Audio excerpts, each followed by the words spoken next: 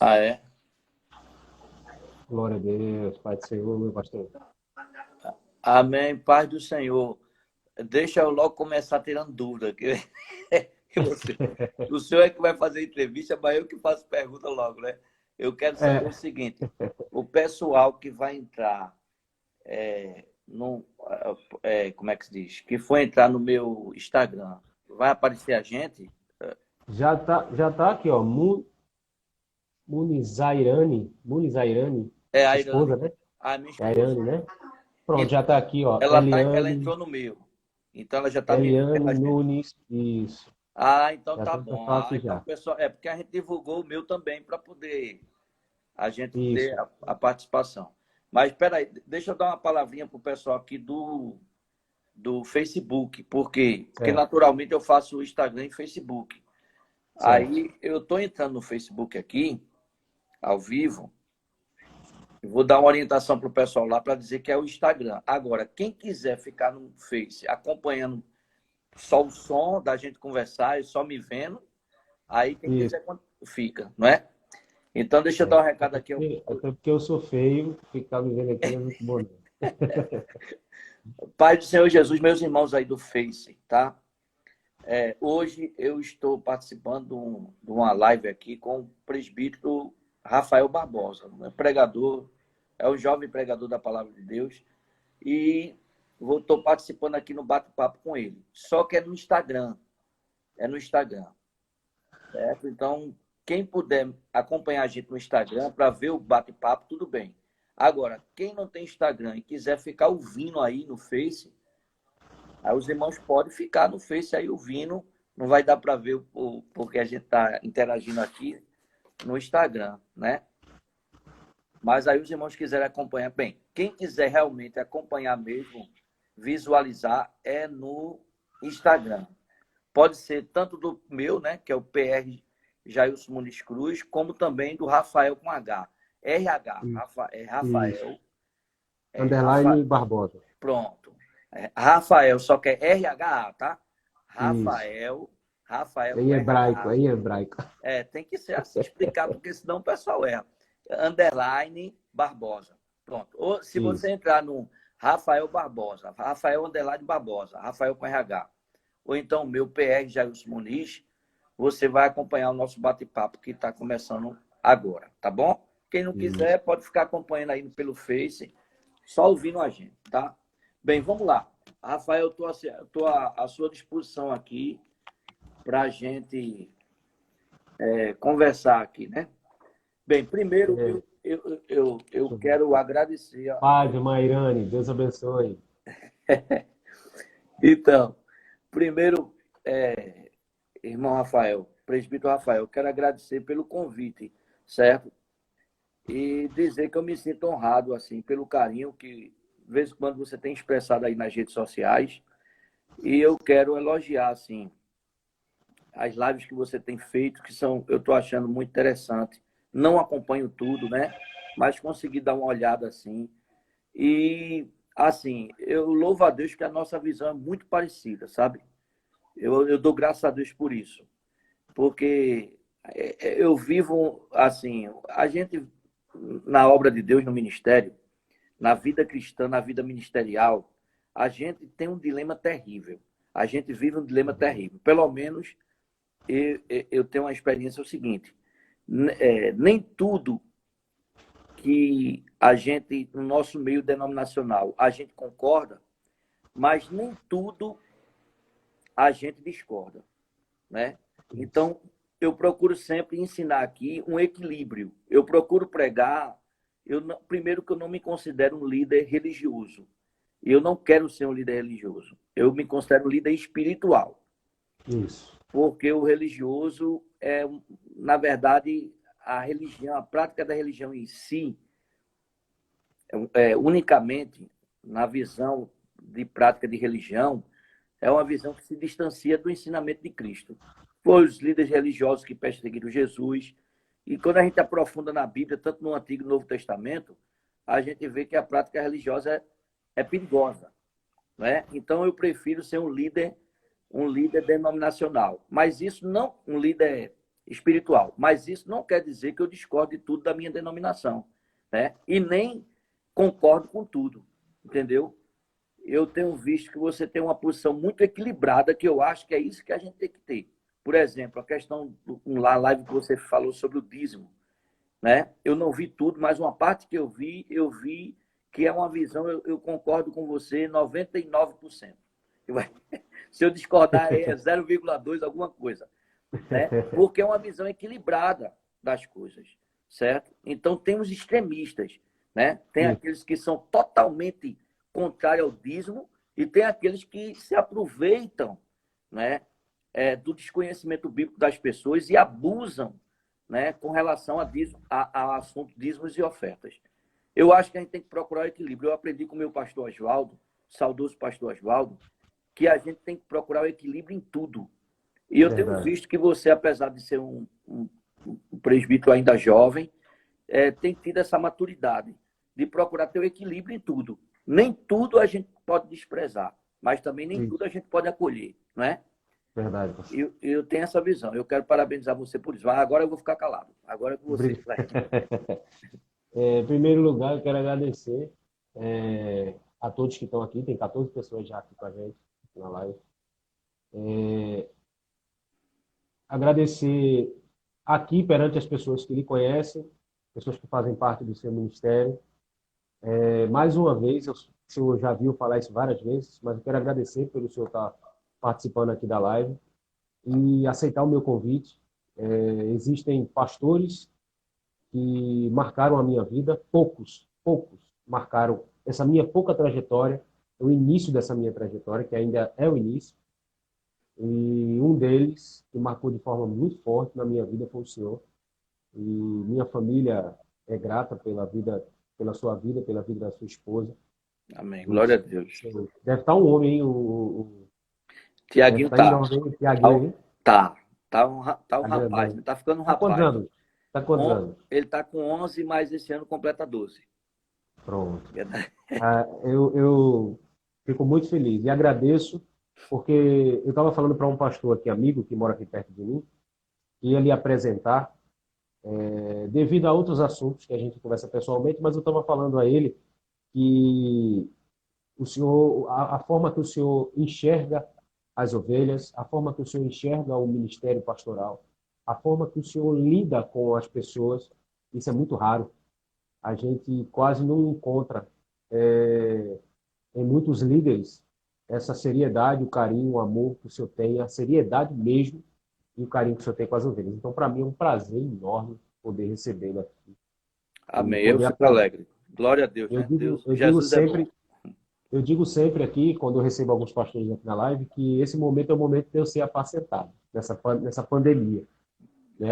Então, essa live é justamente isso, uma palavra pastoral, não só para mim, mas já vi que tem alguns amigos meus aqui na live que são pregadores, são também pessoas que estão iniciando aí no ministério. E a gente precisa de apoio, precisa de ensinamento. Como disse o pastor Josué Brandão, que a vida cristã é uma corrida de bastões. E aqueles que estão correndo ali, os que estão mais fervorosos vão passando ali, e a gente vai passando o bastão, e a sua geração, a geração antes do senhor, passou o bastão para vocês, que são a geração agora, e a gente que está chegando vai pegar esse bastão para dar continuidade ao cristianismo. Então a gente tem que honrar quem veio primeiro que a gente. É verdade, isso é a realidade. Isso aí você tem razão. Importantíssimo. Mas eu agradeço pelo carinho, pela admiração, né? E o reconhecimento. Mas sei que é Jesus quem faz. Jesus é quem faz tudo isso na vida da gente. É verdade. Essa live aqui, pastor, ela vai estar no canal lá do YouTube, vai ficar salva para quem quiser depois assistir. Vai ficar lá no YouTube salva. E a gente, pastor, esse propósito da gente fazer essa live é justamente para que o senhor conte de início a sua experiência, como conheceu Jesus e como chegou ao ministério pastoral, como foi esse início, apresentasse o seu ministério, a sua igreja também. E aí a gente começa o bate-papo. A guisa de introdução, se eu falasse um pouco da sua experiência aí com Jesus. Amém. Então, para aquelas pessoas que não me conhecem ainda, que talvez estejam nos acompanhando ou que vai nos acompanhar, né? Pastor Jailson Muniz. Hoje eu sou pastor-presidente, né, pela misericórdia da Assembleia de Deus Buriti, Ministério Buriti, e sou coordenador da SEADA em Pernambuco. O SEADA é a Convenção Evangélica das Assembleias de Deus do Estado do Rio de Janeiro e outros. Então, a sede é no Rio, mas tem algumas coordenadorias em outros estados. Uma delas é aqui. E aqui em Pernambuco, no momento, eu sou coordenador, que são gestões, né? Gestão de 2 anos e renova para mais 2 anos. Eu fui reeleito. Eu devo estar conduzindo a coordenadoria até maio de 2021. E nós temos aí aproximadamente umas 16, 17 ministérios espalhados pelo estado de Pernambuco. Inclusive até em Juazeiro da Bahia a gente tem também, que é ligado à nossa coordenadoria, e também um ministério, 2 ministérios em Juazeiro da Bahia e um ministério em Natal, né? Mas assim, bem, na verdade, a minha conversão, o início, a história da minha conversão começa quando eu era criança, porque eu nasci numa família católica, não é? Apesar que a minha avó materna, desde que eu me entendi por gente, que eu lembro dela de criança, ela era evangélica, né? Mas meus pais, que é a minha mãe, que é filha dela, e o meu pai, né, não eram evangélicos, eram católicos. E eu fui batizado na Igreja Católica. Porém, ainda criança, um dos irmãos meus teve passou por uma fase espiritual complicada.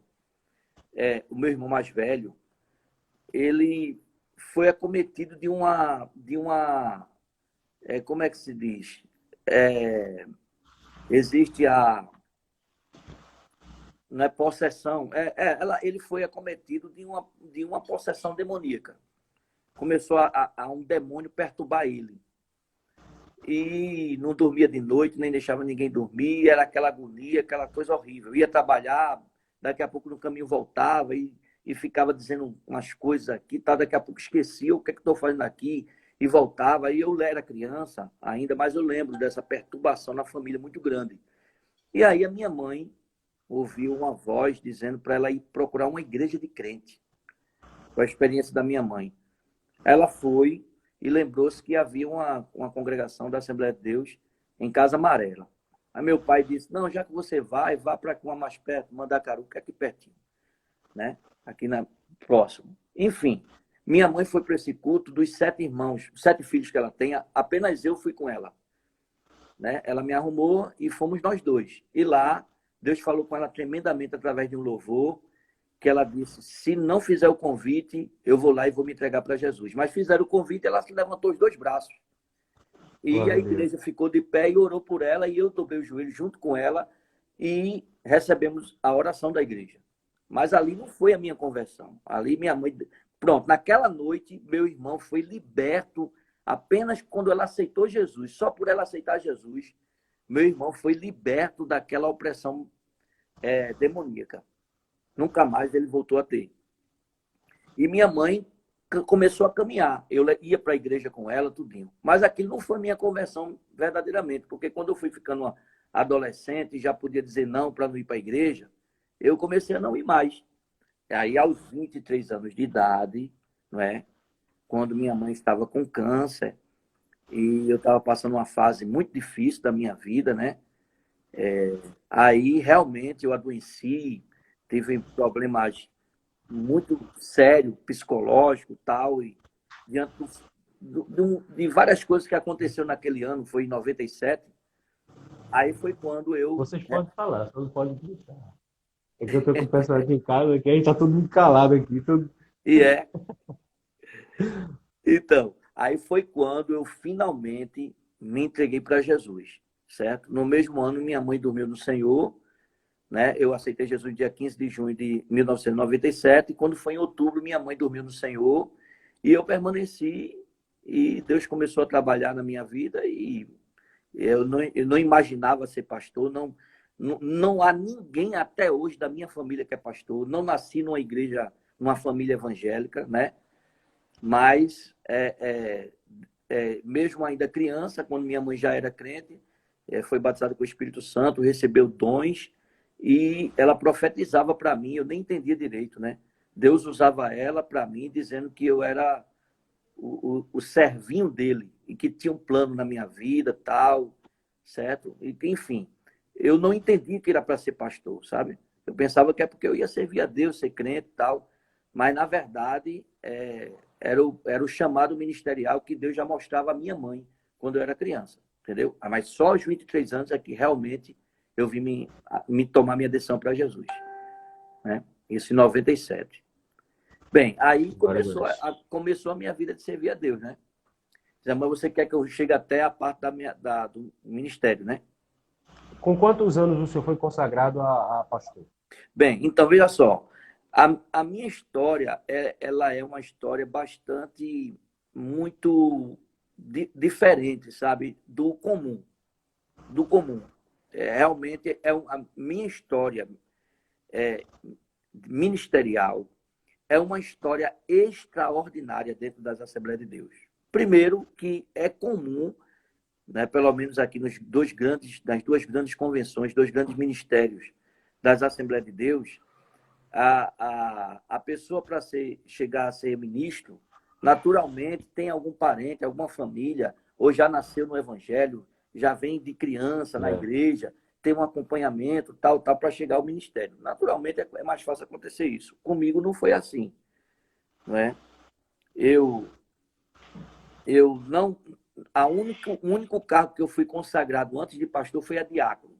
Eu não fui auxiliar local, eu não fui auxiliar oficial, eu fui consagrado ao diaconato, certo? E como diácono, mesmo solteiro ainda, eu fiquei sendo segunda pessoa do pastor local, né? Mas aí houve um problema com esse pastor, para você ver como as coisas são. Eu não era ainda batizado com o Espírito Santo, nem era casado. Era diácono e, no entanto, o pastor me levou meu nome para ser co-pastor, e tinha até presbítero, tinha até evangelista, e eu fiquei sendo a segunda pessoa dele. E eu me considerava novo convertido ainda, né? Mas o que aconteceu? Houve um problema com esse pastor, né?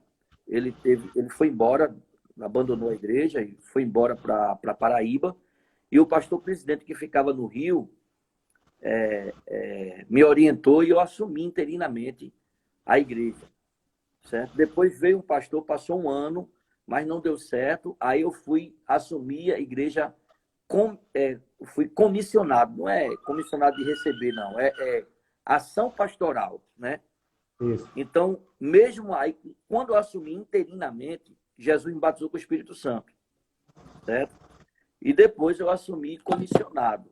Assim, eu não era consagrado, porque eu era solteiro, né? Mas eu recebi uma ação pastoral, um documento com toda a autorização do presidente lá do Rio, para fazer todos os trabalhos, Santa Ceia, batismo nas águas, todos os trabalhos como pastor, até que fosse enviado um pastor do Rio para cá.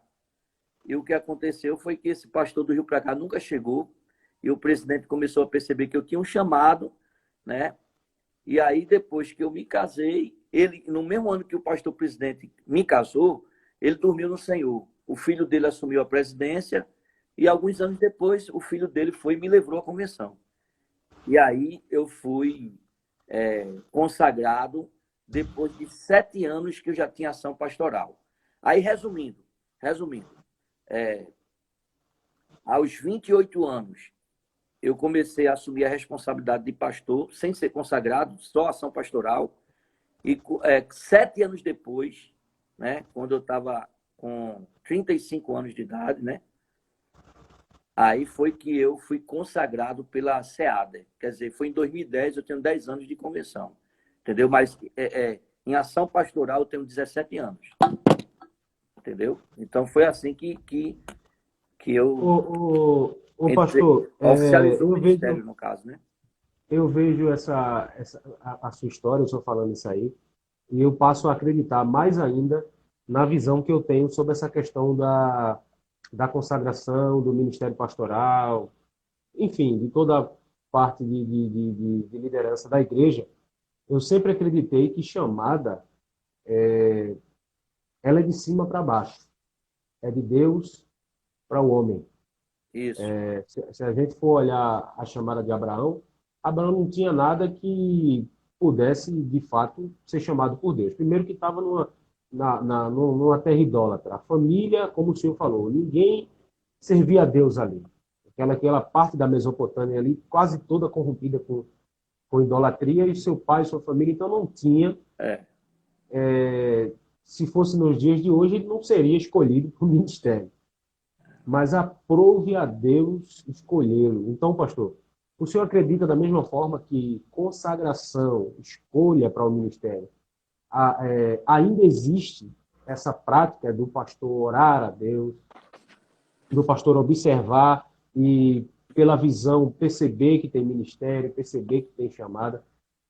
Porque a gente sabe que existem as consagrações irresponsáveis, por parceria, por babação, né? Abre porta, fecha a porta para o pastor. Não que a gente não deve cuidar do pastor, a gente deve, porque o nosso pastor tem que ser cuidado pela gente também. Mas a gente sabe que existem esses dois lados. A consagração por dízimo, pela quantidade de dízimo que o cara dá, pelo poder aquisitivo. Mas o senhor acredita ainda, da mesma forma, que a chamada é justamente isso, de Deus para o homem? Na verdade, Deus, o parâmetro, a base bíblica do chamado ministerial, né? Se a gente for ver pela Bíblia, sempre é a direção de Deus, é a direção do Espírito Santo, é Deus quem escolhe, é Deus que chama e quem capacita. Agora, você colocou muito bem, infelizmente, alguns líderes, né, pastores, líderes, eles se deixam levar pela manobra humana. Isso é verdade. Ninguém, na verdade, a grande verdade é o seguinte, é que ninguém, eu sou uma prova disso. As pessoas que me conhecem, a minha família, a minha irmã mais velha chegou para dizer para o pastor presidente, né? Olha, ele não dá para isso não, é muita responsabilidade para ele. Ele está adoentado, não sei o quê. E o pastor, não, mas ele tem um chamado, ele tem um chamado. Quando Deus, o pastor começou a ver que eu tinha um chamado.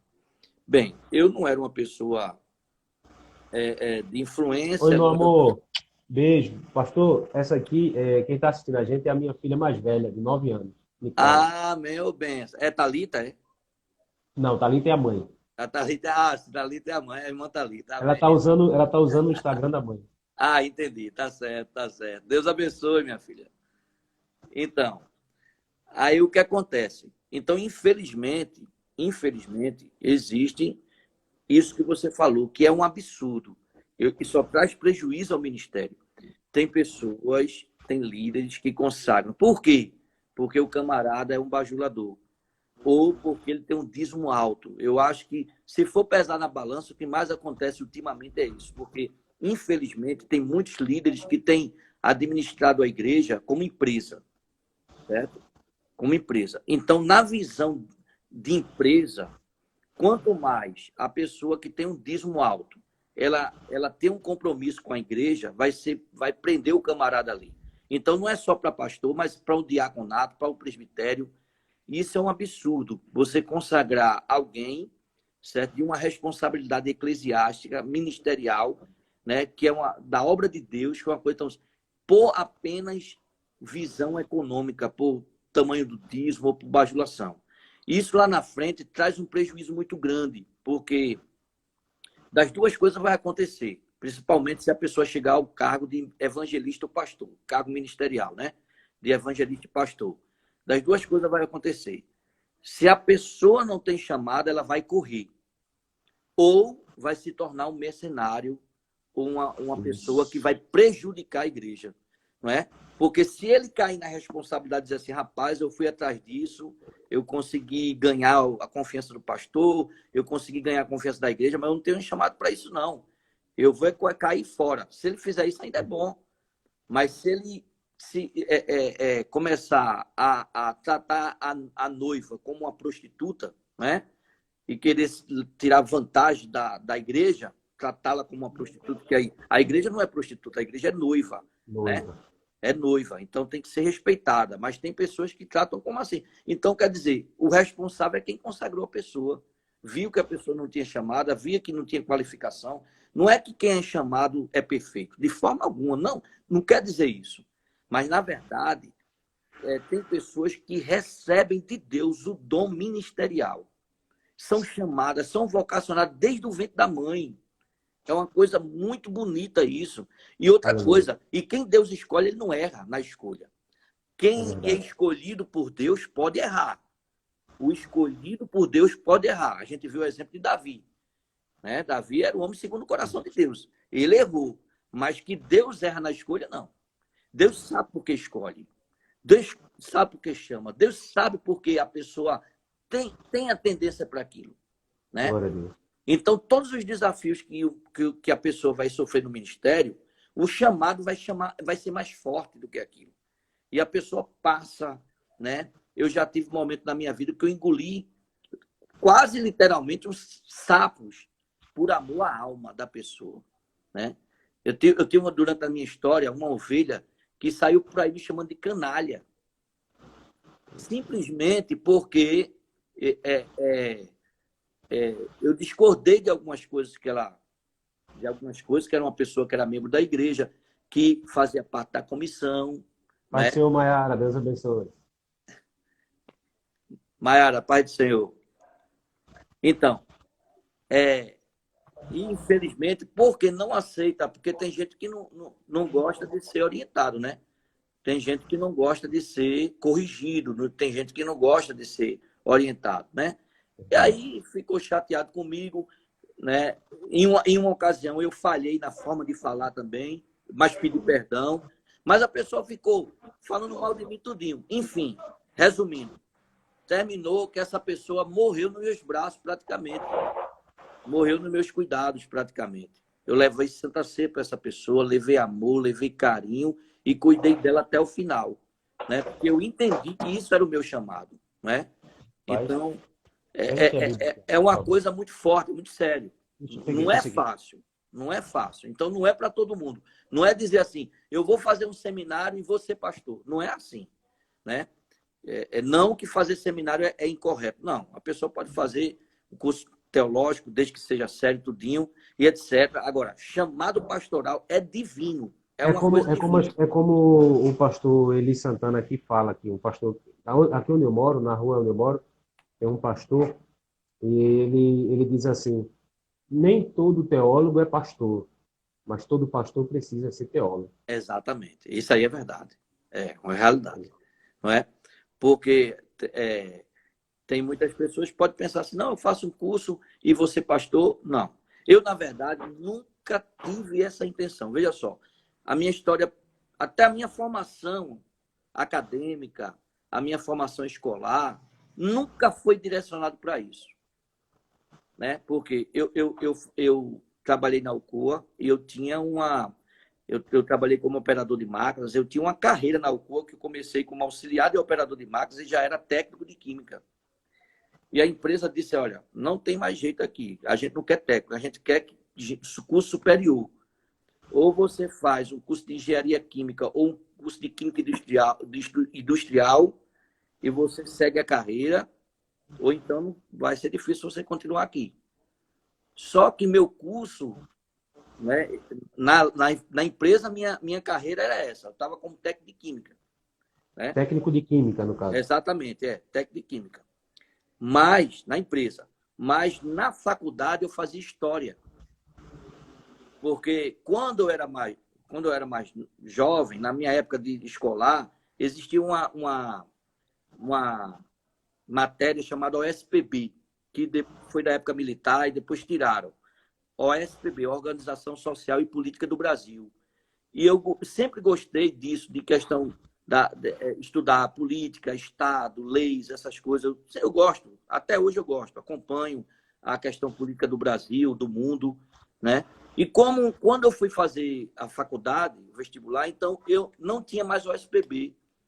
Então, a mais que se aproximava do OSPB era história. Então, eu fiz história. Aí, resumindo, eu não fiz carreira na empresa, porque eu tive um chamado, eu trabalhava durante o dia e tomava conta da igreja à noite. Eu não ia fazer um curso de química, porque eu já estava estudando na minha área de humanas, que era história. Né? Mas quando eu termino também um curso de história, que eu fui chamado para a obra de Deus, eu termino deixando... abandonei, na verdade, eu abandonei uma carreira na empresa, né? Porque eu não me dediquei a estudar engenharia química ou química industrial, e também abandonei a minha carreira acadêmica lá fora, porque eu fui começando a me envolver com a obra de Deus, né? Por causa do chamado, e eu poderia ter feito mestrado, eu fiz só, depois que eu saí da empresa, eu fiz só especialização em História das Artes e das Religiões. Mas eu poderia ter feito um curso mestrado, doutorado, e seguir essa carreira, entendeu? Porém, o chamado foi muito grande na minha vida, eu comecei a me envolver, e eu não me arrependo, não. Talvez se eu tivesse seguido minha carreira profissional na empresa ou a minha carreira acadêmica, talvez hoje, financeiramente, eu tivesse muito bem, né? Mas eu não me arrependo, não, porque eu tenho certeza que Deus me chamou. E para eu me dedicar como pastor, porque eu também acho incrível como é que o camarada é pastor presidente, é advogado, é assessor de vereador, é isso, é aquilo, outro, e toma conta de rebanho. Eu não sei como é que uma pessoa dessa... Eu conheço minhas ovelhas, eu falo com elas, eu visito elas, eu conheço as minhas ovelhas, as atitudes, eu já sei qual vai ser a reação de uma ovelha minha quando ela souber de algum assunto, porque eu conheço ela. Entendeu? Então, eu não sou pastor como alguns pastores que se envolvem com tanta coisa, menos com a igreja que ele foi chamado. Isso. É incrível isso, eu não sei como é isso. E eu não consigo. Eles dizem que... Eu vi uma reportagem dizendo que a mente do ser humano ela é ou divergente ou convergente. A divergente é que a pessoa consegue fazer muita coisa tudo ao mesmo tempo. A convergente não, ela só faz uma coisa de cada vez. Pois bem, meu amigo, eu não sei se o problema meu é esse. Minha mente é convergente. Eu não consigo fazer três coisas ao mesmo tempo. Acabou de entrar aqui o pastor Eli Santana, que eu falei com o senhor. Amém, pastor de Santana. Paz do Senhor, meu nobre. Já falei com ele para a gente marcar um café quando tudo voltar ao normal aí. Vamos marcar. Para a gente tomar um café. Eu agora estou que nem chinês, pastor, tomando chá. É chá até mais horas. O chá é bom. Peguei o vício agora, é chá. E, pastor, essa questão que o senhor falou aí, da questão do pastor se dedicar de fato às ovelhas, traz qualidade para o serviço dele. Isso Porque é por isso que o pastor ele deve, pela Bíblia, a Bíblia manda, que ele seja remunerado, para que ele tenha tempo, para que ele possa se dedicar e para que ele possa cuidar das ovelhas. Estou correto? Corretíssimo. Veja só, é o equilíbrio mais uma vez. Nesse ponto também eu concordo com você, porque é o equilíbrio. Eu passei um momento do meu ministério que eu comecei a trabalhar. E eu trabalhava de 8h30 às 5 da tarde. Só que não adianta para mim, era um órgão público. Não adianta para mim. Se eu me envolver com uma coisa, eu faço. Então, eu comecei a trabalhar e comecei a me dedicar àquele trabalho, certo? E pela minha dedicação ao trabalho, eu comecei a não estar tão presente na obra de Deus. Veja só, lá no trabalho o pessoal gostava de mim, todo mundo aplaudia, porque é órgão público, nem todo mundo trabalha. Eu não faltava, eu estava envolvido, inclusive, meu trabalho era com o PAC Bibiribe, com o trabalho daquelas pessoas que moram em palafitas, na beira do rio Bibiribe, né, em que a prefeitura estava com cadastro para dar casa populares, tirar o pessoal da beira do rio e levar para casa. E o pessoal estava muito desenganado, porque no governo lá anterior do PT, o pessoal estava revoltado, porque há tempo que estavam prometendo aquilo e não acontecia. E a gente era o que fazia o corpo a corpo do cadastro e conversar com as pessoas. Tinha gente que chegava revoltado lá e depois de conversar comigo saía feliz, sorrindo. Porque eu sabia tratar as pessoas bem e eu sabia que o prefeito realmente estava trabalhando sério com aquilo, que as casas iam ser entregues. Então eu conseguia tranquilizar o camarada ou a pessoa, sabe? E eu fazia um negócio bem feito. Tanto que quando eu fui exonerado lá, o pessoal ficou tudo revoltado, tudo, porque eu me dediquei. Mas quando eu fui exonerado, eu passei, eu acho, quase um ano trabalhando. Quando eu fui exonerado, eu voltei a me dedicar à igreja, E o primeiro batismo que eu fiz depois que eu saí foi o maior batismo que eu fiz. Foi 28 pessoas, mas para mim foi o maior batismo até agora. Né? Porque estava tudo travado, tudo parado. Então, o equilíbrio veja só, o pastor, ele é bíblico que ele seja remunerado. O que eu não concordo é com os absurdos salariais. Realmente, eu não concordo. Eu concordo, sim. Se o ministério tem condições, né, de dar um salário maior, tudo bem. Se o ministério não tem condições de dar o menor, tudo bem, que seja menor. Agora, o que não pode ser é uma coisa extremamente absurda da realidade. Né? É um grande valor. Pastor aí, tem pastores aí com 50, 60 mil todo mês. Eu acho que isso é um absurdo. E pouco mil. Eu acho que o pastor tem que ser bem remunerado. Sabe por quê, Rafael? Veja só. O absurdo é que eu não concordo, não vou concordar nunca. Agora, dele ser bem remunerado, eu concordo. Isso. A igreja que eu dirijo não tem condições de me remunerar bem. Mas também, se tivesse, eu tenho certeza que me pagaria. Né? Bem, por quê? Porque, na verdade, uma vez eu encontrei um colega de infância, ele disse assim, Jailson, o pastor, esse camarada foi criado numa família espírita e ele se converteu de verdade. E ele disse assim, Jailson, o pastor tem que viver bem, ele tem que ser bem tratado. Por quê? Porque o pastor é várias profissões em um só. Você faz um curso de psicologia, certo? Se torna psicólogo, e você depois estuda pra caramba, aí depois monta sua clínica e você vai viver dignamente com o salário, com a remuneração adequada de um profissional que estudou 4, 5, tem casos aí que até quase 6 anos, para fazer o curso de psicologia. Essa pessoa merece ser bem remunerada? Merece. Ela estudou, claro, e ela atende a pessoa e etc. O pastor é um psicólogo. Mas o pastor não é só psicólogo, não. Ele é um administrador também. Aí o camarada faz um curso de administração para administrar a empresa, administrar o comércio, administrar uma pequena empresa, seja lá o que for, certo? Mas quem é que administra a igreja? É o pastor. Então ele é psicólogo, ele também é psicólogo e ele é administrador. Mas não é só isso. Ele é psicólogo, administrador, mas ele é sacerdote, entre aspas. Né? Ele é o líder espiritual também da igreja. E tem alguns que dizem assim, o pastor chega a ser até quase... O pastor ele chega a ser até quase engenheiro.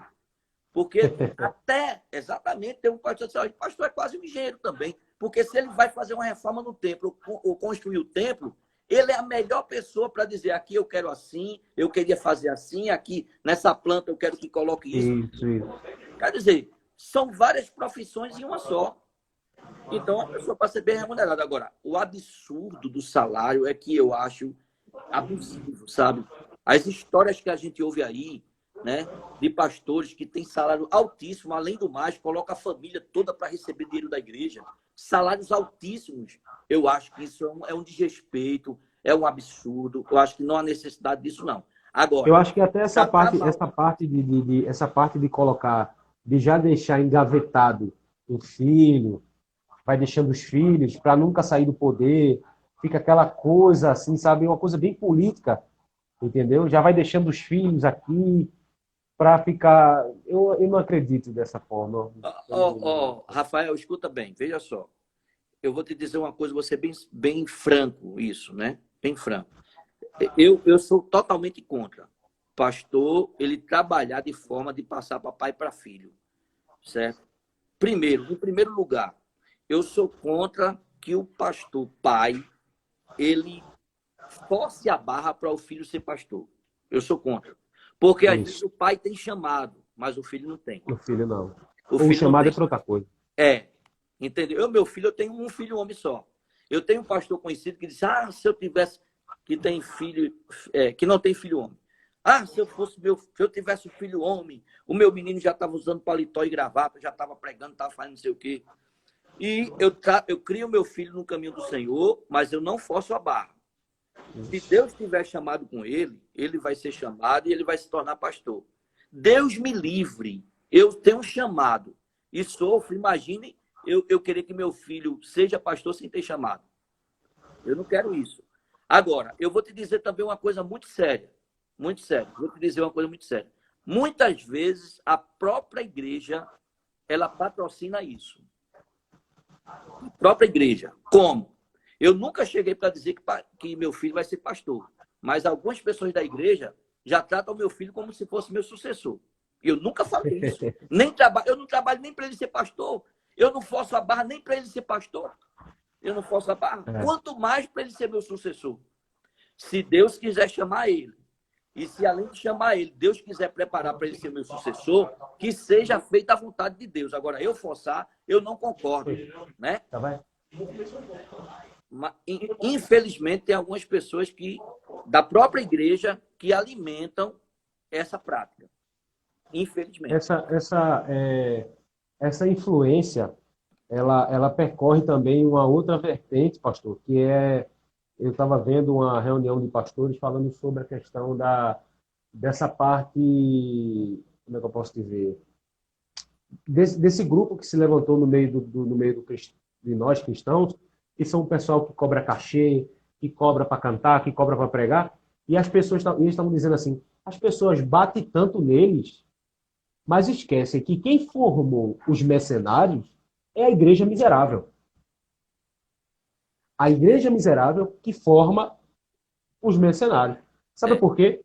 Porque às vezes o cara vai pregar numa igreja, o cara é maltratado.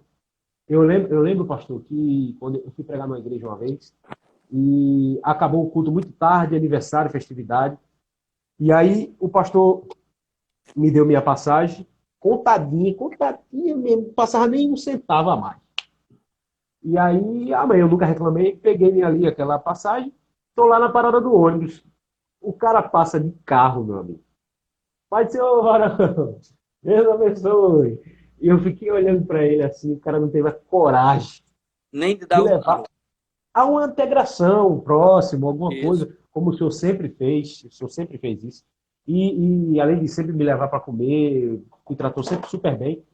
E eu sei que não foi só eu, cada pessoa que o senhor chamou, o senhor tem cuidado bem. E aí, o que acontece? A própria igreja acaba fazendo com que esses homens e mulheres acabam, muitas das vezes, perdendo a linha.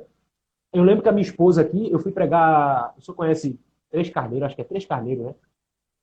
Três Carneiros Eu não sei quantos carneiros é, não. Eu sei que é alguma coisa carneiro. É a Ibura, é isso aí. Dois carneiros ou três carneiros. Um dos dois. Aí eu fui pregar numa cruzada lá, pastor, num trio elétrico grande, estavam muitos cantores lá. E aí eu liguei pro pastor e disse assim, pastor, olha, veja só, eu tô indo de carro com um amigo, ele vai me levar de carro. E o senhor sabe que daqui de Paulinho, Maranguapiú, para esse lado aí, né? Não sei se é Jaboatão, é Ibura, né? É Ibura. É longe, é longe. É.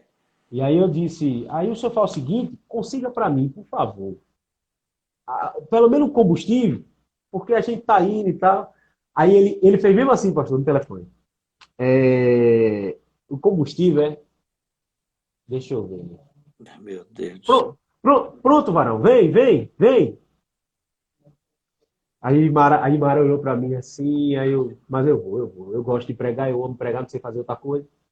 Fui-me embora, aí fui lá. Quando eu cheguei lá, uma cruzada bonita, com um trio elétrico bem grande, vários cantores. Quando terminou a pregação, eu fiquei olhando para ele soltando dinheiro para os cantores. Sim. E eu aqui olhando, né? Aí quando ele terminou, eu fui lá, disse, pastor, vamos embora. Lembra-te de mim aí quando ele estava no teu reino. Eu tô... Já pensou. Consiga para mim aí o combustível. Ele me deu R$20, pastor, para botar de combustível. Tá vendo? E aí eu peguei aqueles R$20 e o senhor sabe, o senhor me conhece. Eu não... Por mais que a gente precise, a gente que muitas das vezes vive da itinerância, mas eu nunca cobrei, nunca vou cobrar na minha vida para pregar. E aí eu peguei aqueles R$20, aí eu disse, meu Deus, como é que eu vou dizer ao varão que o pastor deu R$20? Quando eu desci o varão, eu disse, varão, tá aqui, o pastor deu R$20. Aí ele fez assim para mim. E ele não era crente. Ele foi me ver pela primeira vez pregar. E ele disse assim, se você quiser, meu amigo, vou lhe dar um conselho. Como o meu, eu sei que eu sou ímpio, estou afastado, mas se você quiser viver no mundo de pregação, você tem que acordar. Você não vai cobrar. Um ímpio. Veja aí. Você não vai cobrar, mas a turma faz você de palhaço. Isso aí é muito errado, né?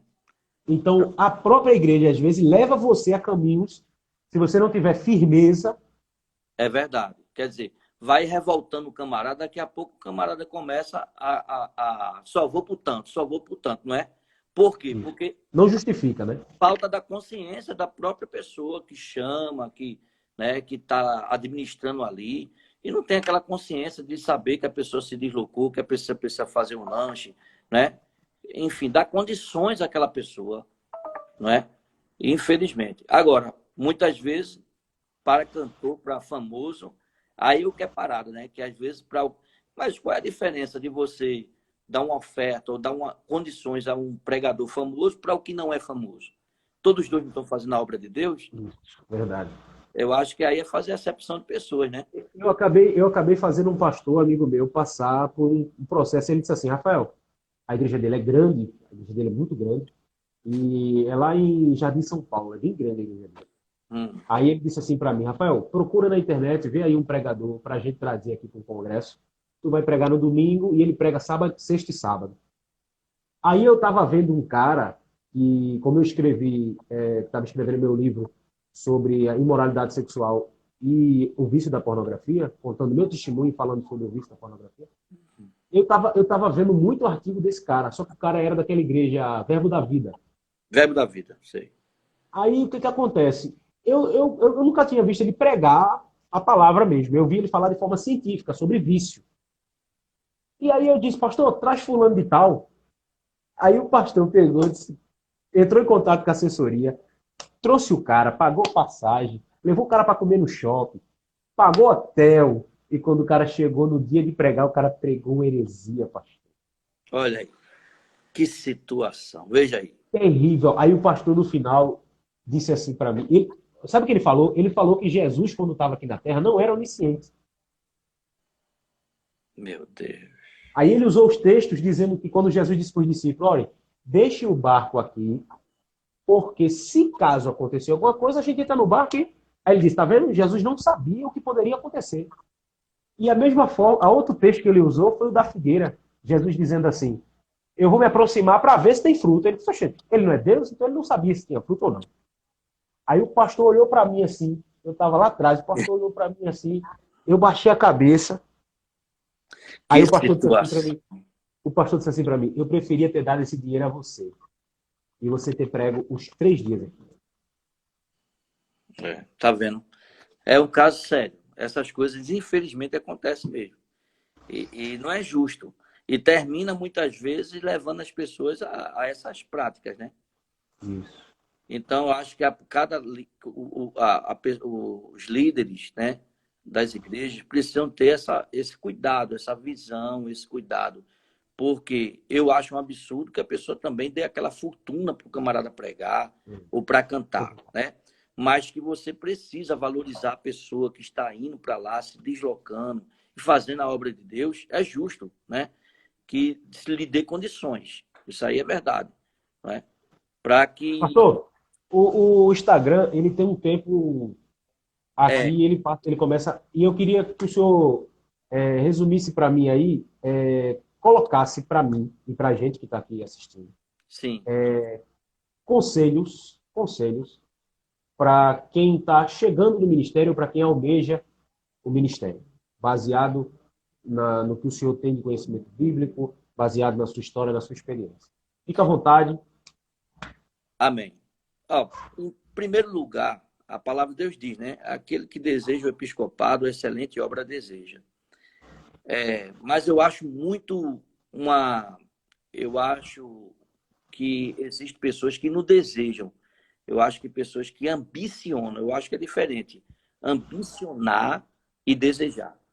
Porque aquele que deseja, né? Ele naturalmente quer fazer a obra de Deus, mas ele está ali sempre na brecha, sempre à disposição, né? Já o camarada que ambiciona, às vezes usa de formas não corretas para poder alcançar aquela posição, aquele cargo.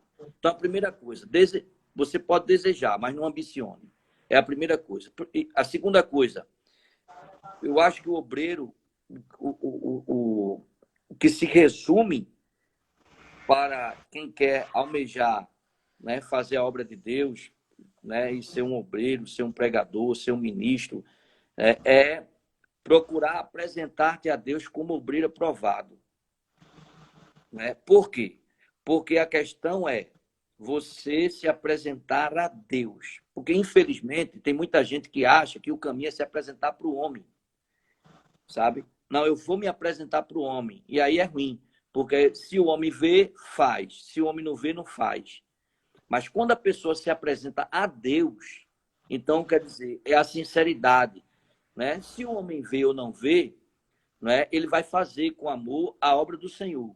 Então, acho que o caminho é esse aí. Ah, pastor, mas se o homem não vê, como é que ele vai me consagrar, me abençoar e etc. Não, Deus vai se encarregar disso. Né? Se você quer realmente ser uma pessoa que exerça a obra de Deus, né, realmente com o chamado do próprio Deus, então não adianta se apressar, não adianta usar meios de subterfúgio humano, não adianta ter a manha, né, aquela coisa, não. Não, você tem que... É você e Deus, certo? Você pode desejar e você pode estar sempre à disposição da obra de Deus, apresentando-se a Deus. Né? Com certeza, né, se você tiver esse chamado, Deus vai tocar no coração do homem, o homem vai ver, etc. Agora, muito importante que a pessoa ela tenha palavra. Eu acho que isso é muito importante. Porque quando a pessoa, o obreiro, não tem... Se ele passa o descrédito, são duas coisas importantíssimas que eu vejo para quem quer começar, né, a ter uma carreira ministerial, né, na obra do Senhor. Primeira coisa é ele ser constante, de fidelidade, constância, em termos espiritual. Tudo bem, acontece, é normal, pode acontecer com todos nós, não é? O deslize, a falha, o erro, e até alguns até se afastarem. É normal que isso pode acontecer, tá? Isso aí pode acontecer. Mas é muito importante, não é, que o obreiro ele não perca o crédito com a igreja, certo? Eu tive já obreiros, eu tive um obreiro que hoje está afastado de novo. É um obreiro que, ótimo, um rapaz tão dedicado, tão bom, prega bem, e etc. Uma bênção, instabilidade. É muito instável. Então, hoje ele está na igreja, amanhã está no mundo. Amanhã está no mundo, hoje está na igreja. Depois está na igreja de novo, depois volta, vai e volta. Então, isso é ruim para ele mesmo, porque a igreja vai perdendo o crédito daquela pessoa. Né? Às vezes, uma pessoa tão talentosa, tem um chamado de Deus, tem dom, mas ela perde o crédito, porque a igreja ela é soberana. Ela tem o Espírito Santo, né? Então, ela não se pode perder o crédito com a igreja. Né? E a outra coisa é a palavra. A pessoa, você acreditar numa pessoa que fica difícil, a pessoa que promete, não cumpre, a agenda não vai, nem dá uma satisfação, porque pode acontecer, né? Pode acontecer um imprevisto de tanto o pastor, o seu pastor, a sua liderança, a sua igreja local, ou aquela pessoa, ou aquela igreja que você foi convidado para desempenhar uma função, pregar, fazer alguma coisa na obra de Deus. Então pode acontecer um imprevisto, mas a pessoa dá uma satisfação, ó, eu agendei, não dá, etc. Né? Mas quando o obreiro ele perde o crédito da palavra dele, é complicado, não só para o seu líder, quanto para quem ele agendou. Então, marcou que vai pregar, aí não vai. Aí não dá uma satisfação, não diz nada. Né? Ou então marcou com o pastor disse assim, ó, estou precisando fazer uma visita com você, a uma senhora que está doente, vou levar a Santa Ceia, posso contar com você? Pode, pastor, está tudo certo. Quando chega no dia, ô meu filho, estou esperando você. Ah, pastor, não deu não, eu estou aqui em todo canto. Quer dizer, a pessoa vai perdendo aquele senso de responsabilidade e vai perdendo a credibilidade diante do seu líder, diante da igreja. Porque coisa boa é quando o pastor consagra alguém e a igreja dá glória a Deus, fulano de tal, vem cá, e a igreja dá glória a Deus, né? Por quê? Porque a igreja acompanha, a igreja tem o Espírito Santo. Então, o meu conselho que eu dou é esse. Primeiro, a pessoa ter o seu compromisso é com Deus, tá? É Deus. Se o pastor viu, não viu, mas Deus está vendo.